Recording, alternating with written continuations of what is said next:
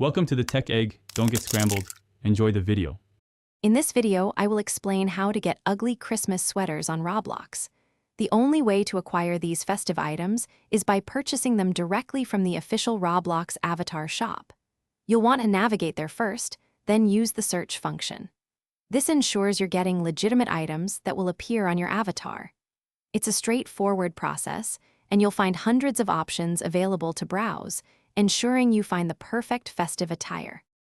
Once you're in the avatar shop, the key is effective searching.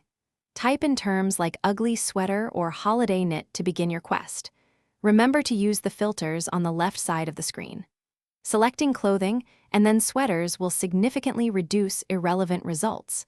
You can also sort by price or popularity to quickly find something that catches your eye, often for just a few dozen Robux. After selecting your perfect ugly sweater, it's time to style your avatar. Don't just stop at the sweater. Think about complementary items. You can pair it with festive hats, silly glasses, or even some themed pants to complete your look. Roblox offers thousands of accessories, so get creative.